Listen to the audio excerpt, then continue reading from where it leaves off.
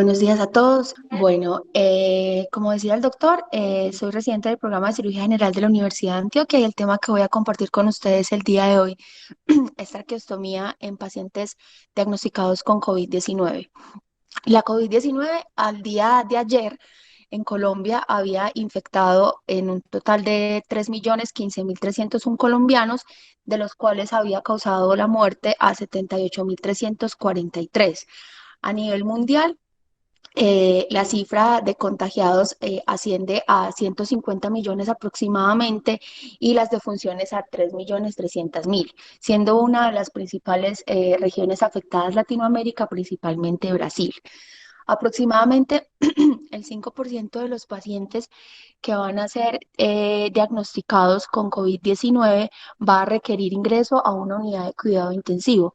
Por lo tanto, en algún momento de su atención médica podría considerarse candidato a realización de una traqueostomía. Es importante recordar que la traqueostomía, al igual que la intubación orotraqueal, son procedimientos generadores de aerosoles. Por lo tanto, son procedimientos riesgosos y de alta transmisibilidad del virus. Por lo tanto, al momento de su realización, se deben tomar medidas para disminuir el contagio del personal involucrado en la atención.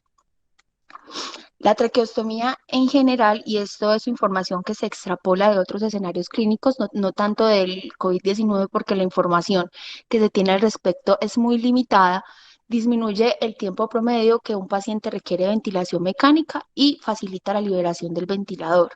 Por ende, disminuye el tiempo de estancia en UCI, los costos hospitalarios, la mortalidad principalmente asociada a infecciones nosocomiales y el uso de medicamentos sedantes.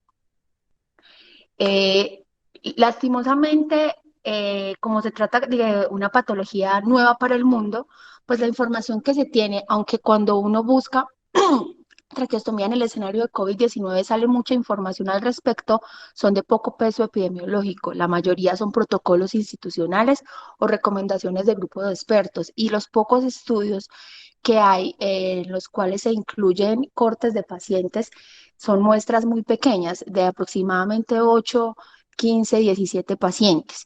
Este fue el estudio con más pacientes que encontré que hablara de esta temática.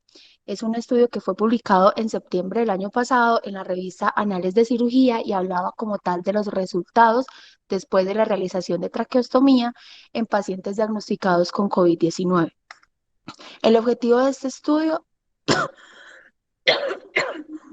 era determinar los resultados eh, en pacientes diagnosticados con COVID-19 que se les había realizado una traqueostomía, independientemente si había sido abierta o percutánea, y los resultados en el personal médico que intervino, perdón, en su realización, principalmente si se habían o no contagiado durante la realización del procedimiento.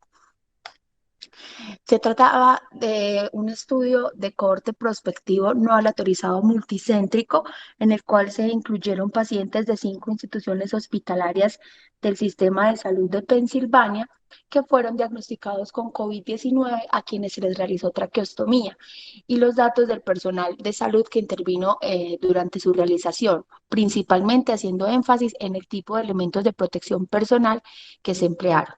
En total se incluyeron 53 pacientes.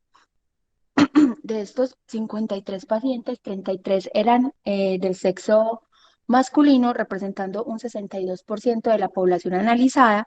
El 81% tenían alguna comorbilidad, como podemos ver en la tabla número 1, pacientes con enfermedades hepáticas, condiciones cardiovasculares, estados de inmunosupresión, pacientes con obesidad, con diabetes mellitus o enfermedades renales, lo que va acorde, digamos, a la estadística mundial que los pacientes con comorbilidades asociadas tienen mayor riesgo de presentar un escenario grave o severo de infección por COVID-19.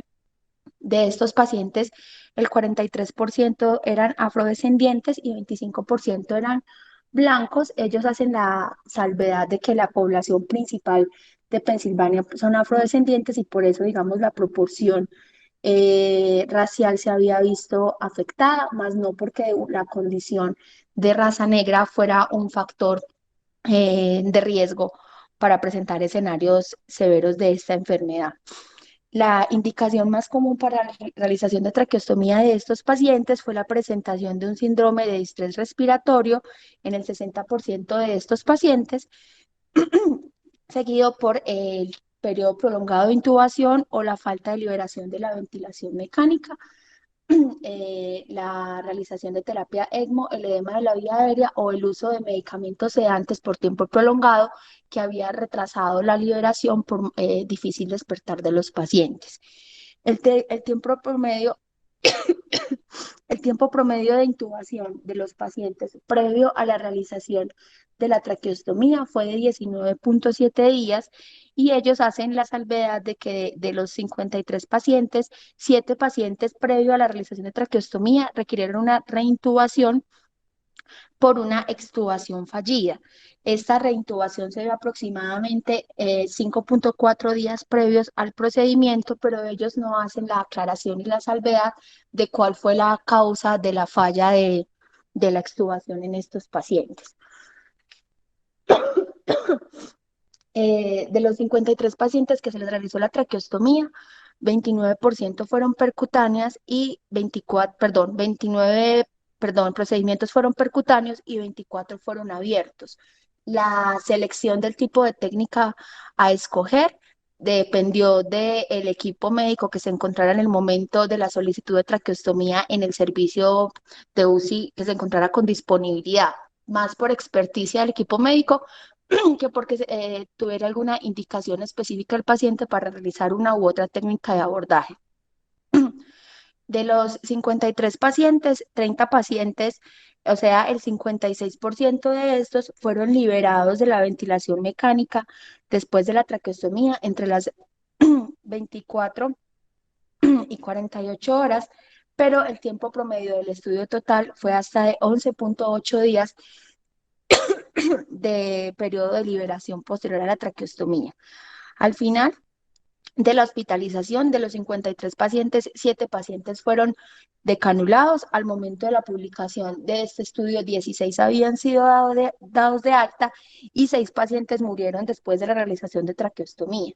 Ellos son enfáticos en decir que no como complicaciones per se o relacionadas con el procedimiento, sino por complicaciones inherentes a la infección por COVID-19. La mayoría de ellos por sobreinfecciones asociadas. Como tal, las complicaciones que se presentaron en la realización de las traqueostomías fueron solamente en 3 casos. Un paciente presentó una infección de sitio operatorio asociado a celulitis y 2 pacientes tuvieron decanulación accidental.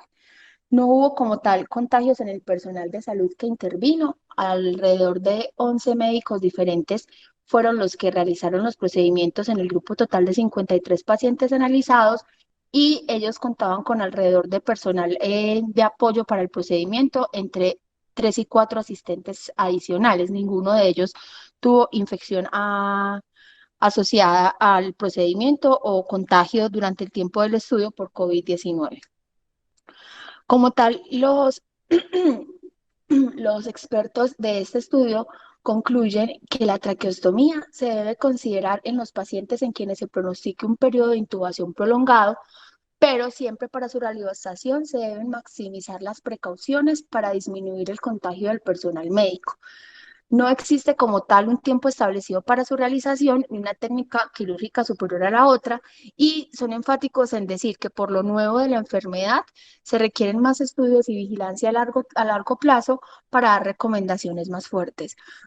Como les decía al comienzo de la charla, la mayoría de los estudios que están publicados al respecto, son recomendaciones de expertos, son protocolos institucionales o son guías de manejo de instituciones específicas para el abordaje de estos pacientes. Como decía el doctor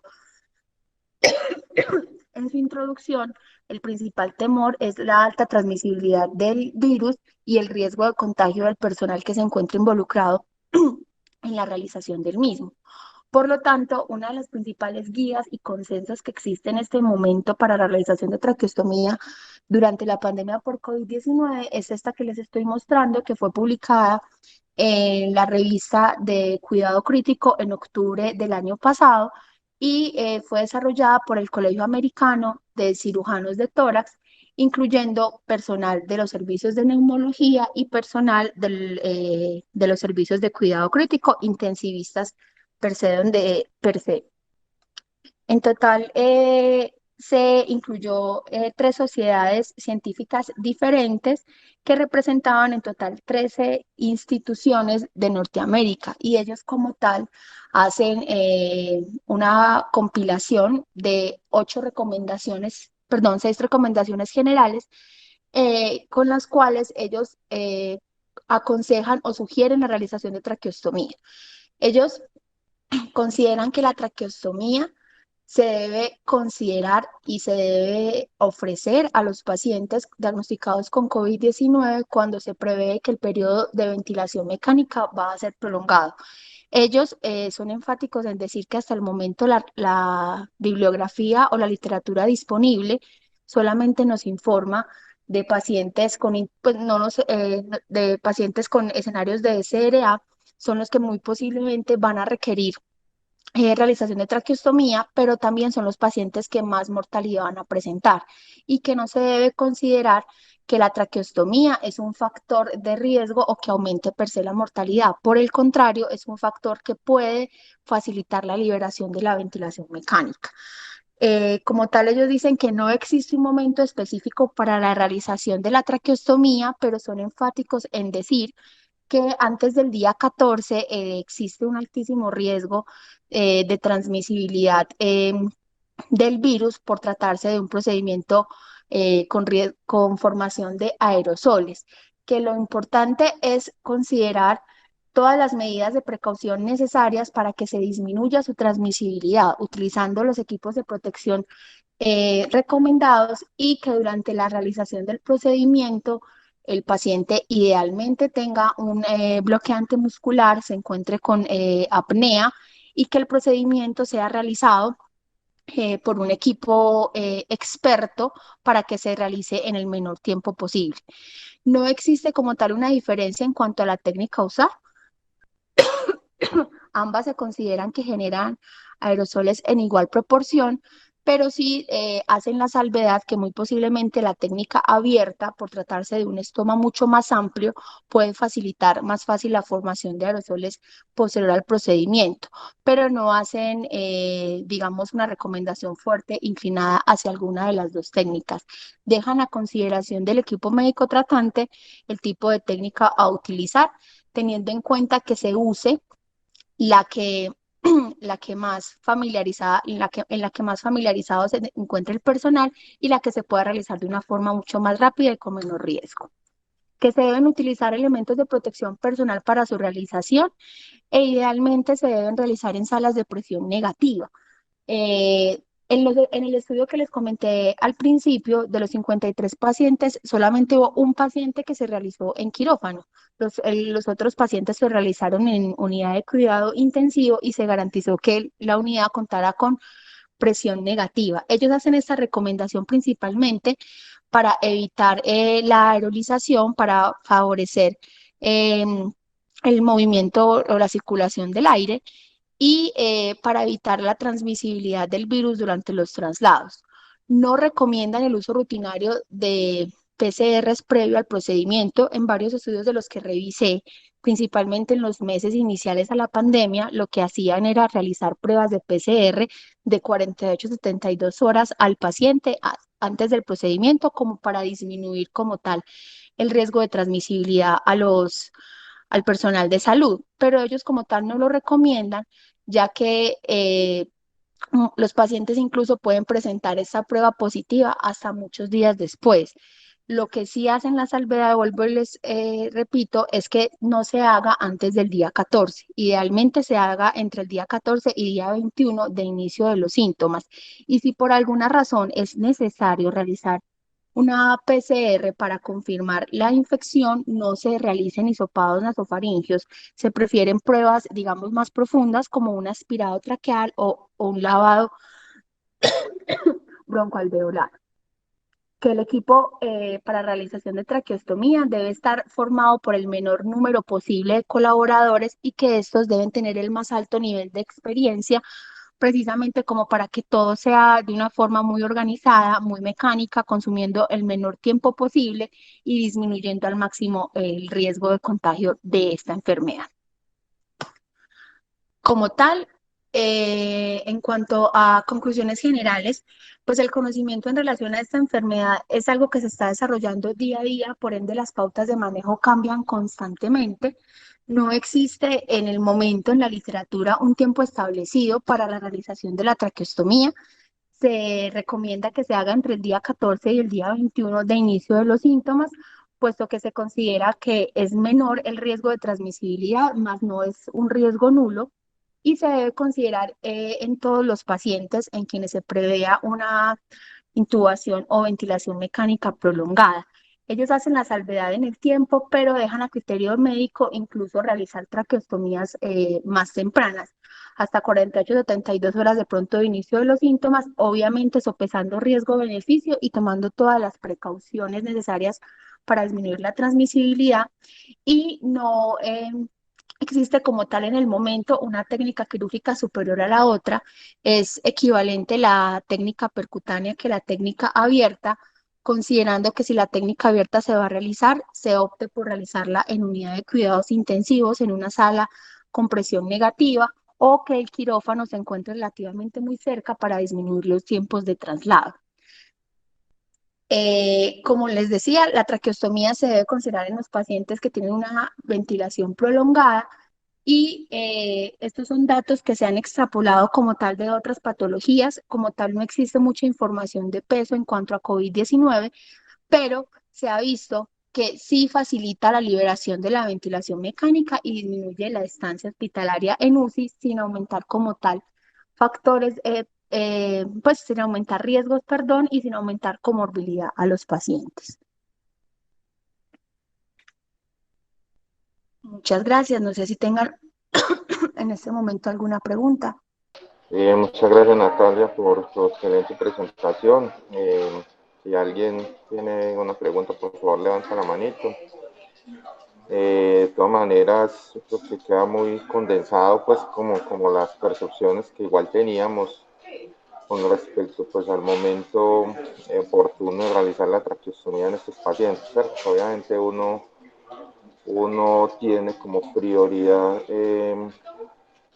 liberarlos de la ventilación mecánica, pero pues tiene que balancear pues entre pues, ese afán de liberarlo ligero de la ventilación mecánica y obviamente limitar pues el riesgo biológico. Y todos sabemos que acá en nuestro medio pues realmente la mayoría de las unidades de cuidado intensivo pues no disponen pues del sistema pues de recambio de aire o de presión negativa, entonces hay que balancear eso. El otro aspecto es que realmente lo de, pues, que como ya lo planteó Natalia, lo del edema, digamos, el estridor post-extubación, pues realmente no, ese tiempo o el momento oportuno para realizar la traqueostomía todavía es como controversial y realmente pues no es una complicación pues como que uno cree que va a ser muy frecuente en estos pacientes, más si tenemos la consideración que, digamos, el tratamiento pues, para el edema glótico, que son los esteroides, pues, va a estar limitado precisamente porque pues, el medicamento, pues uno de los medicamentos esenciales, o que son parte de la rutina de manejo de estos pacientes, es el mismo esteroide, ¿sabes? Entonces, esa es como la percepción que yo tengo, el doctor Arroyave está pidiendo la palabra. Dale, profe. Hola David, ¿ahí me escuchan bien? Sí, señor. Ah, bueno. Yo creo que pues hay como unas precisiones importantes. Yo creo que primero hay que considerar y dentro de las que he realizado, que ya me ha tocado pues históricamente hacerlas desde antes y ahora en este periodo también en estos pacientes, yo creo que primero tener en cuenta que es un procedimiento electivo. La importancia de tener esto en cuenta es que este procedimiento no va a solucionar una situación urgente, pues ya lo planteó la residente dentro de las recomendaciones de los expertos, que es lo que tenemos y los trabajos, esto le cabe toda la planeación, o sea, tener formado un equipo que sea pues, el personal más diestro para realizar el procedimiento. Esto es importante, que ese personal sea el mínimo, pero no quiere decir que falte, porque igualmente si si es excesivamente solo el operador simplemente con un ayudante, también va a entorpecer, digamos, la velocidad misma del procedimiento, porque ya lo hemos vivido con la falta de personal ahora, o sea, sí tener como mínimo quien se encargue de la vía aérea, la terapista, el circulante y además del ayudante. O sea, un personal mínimo también es indispensable para que el procedimiento pueda cursar con la velocidad necesaria. Una de las cosas importantes es que obviamente como es una patología tan nueva, sí ha sido muy importante la extrapolación de las otras. O sea, ya tenemos un histórico de experiencia grande en la realización de estos procedimientos que, pues, que nos debe servir obviamente para que esto funcione. Y una de las cosas más importantes que tenemos, yo insisto en eso, este es un procedimiento electivo que se puede planear, que debe tener el paciente las condiciones mínimas en cuanto a estabilidad hemodinámica y una relativa estabilidad respiratoria. O sea, no es una buena idea tener pacientes límites o frágiles para un procedimiento donde hay preocupaciones, en especial en la posibilidad de contagio. Entonces yo creo que llenar esas condiciones y ser escrupuloso que sean las condiciones ideales para realizar el procedimiento es bastante importante para que las cosas funcionen. Y ya en la parte técnica en sí, yo creo que hemos visto que estos pacientes nos plantean un riesgo importante. Son pacientes cuando los tomamos en los tiempos precisamente por ventilaciones prolongadas, estamos luchando contra algo que no era usual antes, que es la fibrosis, pacientes excesivamente restrictivos que hacen que las condiciones sean muy difíciles a la hora de tolerar apneas en un paciente donde precisamente lo estamos llevando necesariamente a esta condición por la relajación.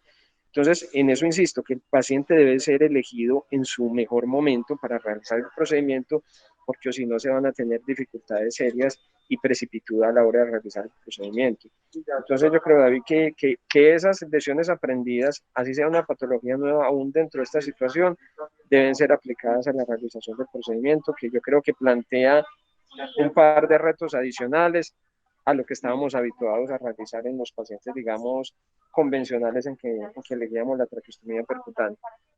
No más, David. Listo. Muy bien, ¿alguna otra pregunta? ¿Alguien que tenga algo como que aportar? A revisar si en el chat de pronto hay mensajes. David, de pronto mientras preguntan algo más, una cosita adicional, ¿puedo? Sí, dale, dale, profesor.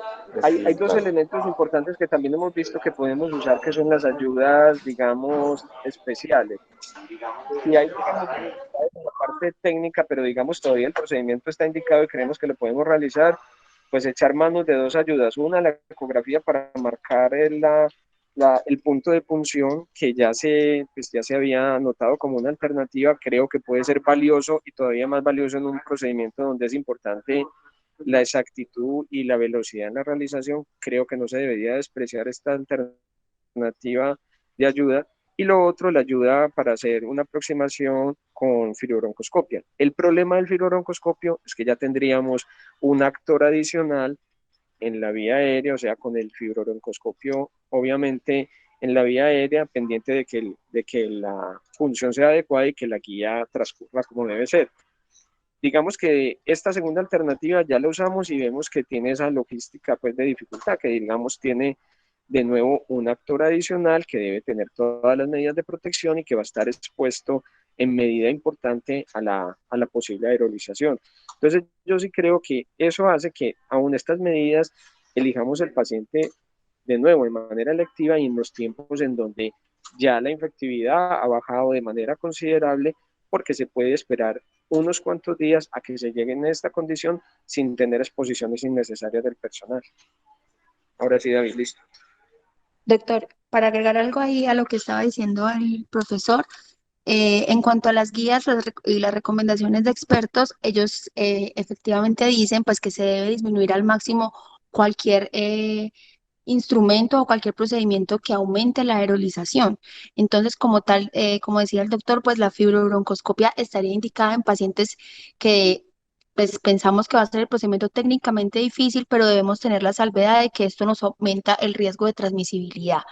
Y por ahí vi que en el chat estaban preguntando sobre el tipo de incisión. Como tal, ellos no hacen una salvedad del tipo de incisión, pero sí hacen la claridad de que se debe optar por hacer disecciones romas y por evitar el uso de aspirador o electrocauterio, porque son instrumentos que también aerolizan el virus.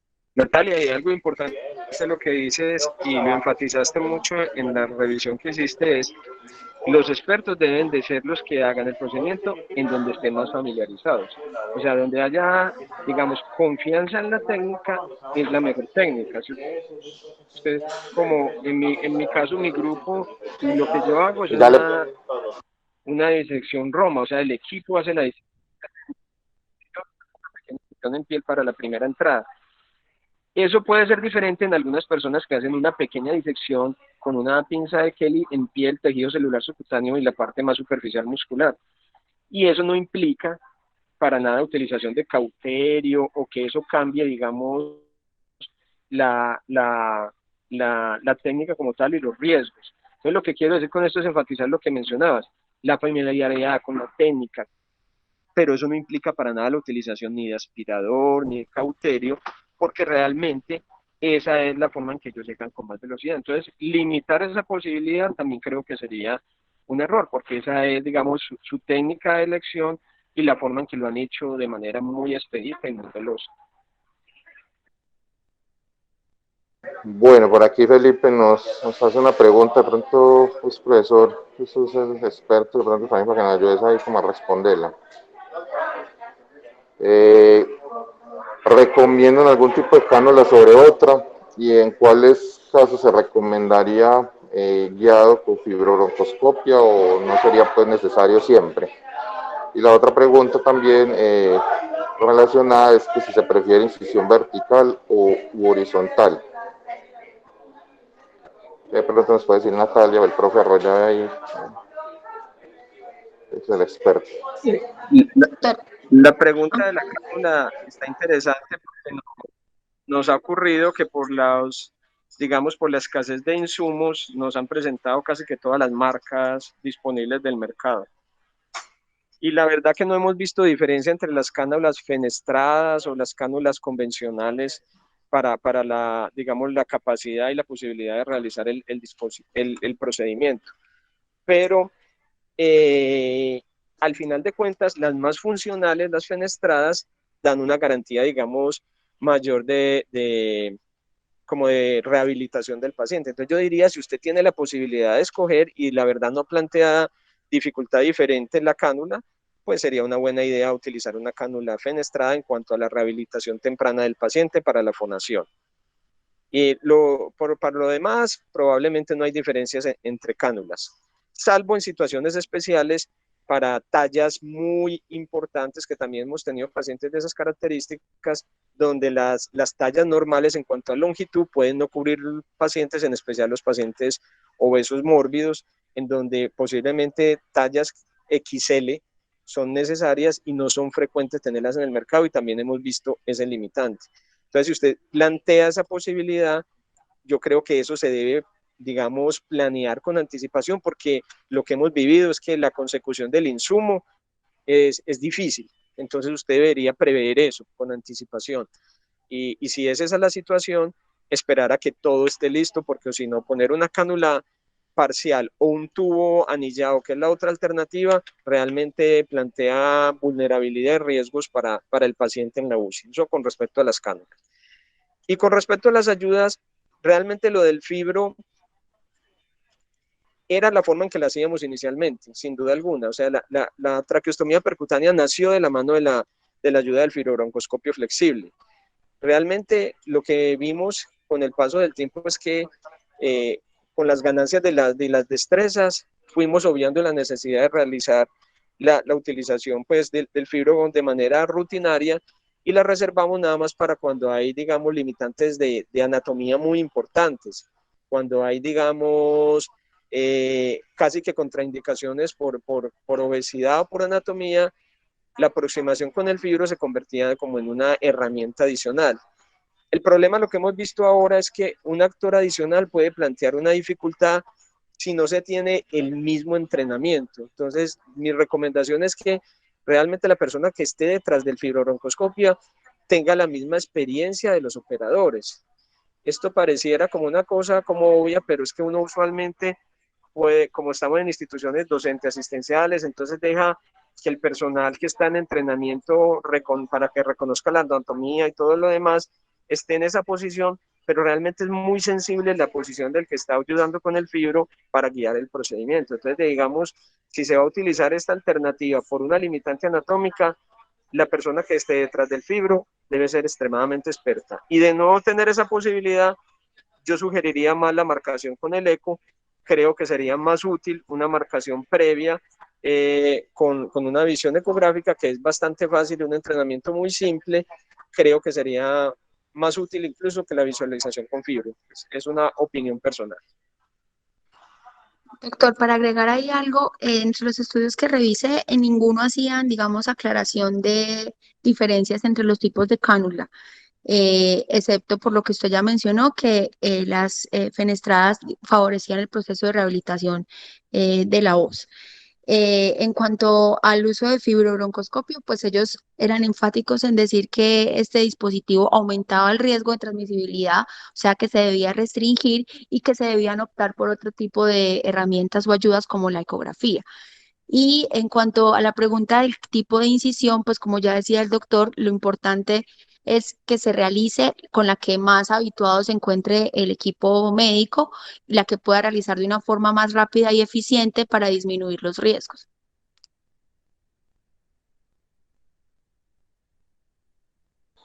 Sí, yo creo que Sí, yo me uno pues compañero. como a esa. Sí, dale Felipe, dale. Yo quería hacer como unas anotaciones ahí con respecto a lo que dice el profe también. Nosotros hemos hecho bastante en COVID, en esta pandemia, y pues tratando también como de limitar el traslado y el número de personas que intervienen. Eh, el uso del fibro también, pues de acuerdo con lo que mencionan, requiere más personal y se presenta con más frecuencia episodios de hipoxemia en los pacientes. Por eso, digamos que no es como, yo creería que no es adecuado el uso rutinario, sino bajo las consideraciones pues, que ya mencionaron. En cuanto a la ecografía, creo que nos ha permitido hacer traqueostomías en pacientes que tienen contraindicaciones relativas, es decir, pacientes que ya han sido traqueostomizados previamente o que tienen una cirugía previa, cervicotomías previas, que uno puede evidenciar con el eco que hay desviaciones de la tráquea o que no está en una posición, digamos que completamente centrada, pero que usted sí logra con el ecógrafo evaluar exactamente dónde está la tráquea y hacer una punción en toda la mitad de la tráquea, que es lo que inicialmente pues es lo más importante para usted evitar falsas rutas.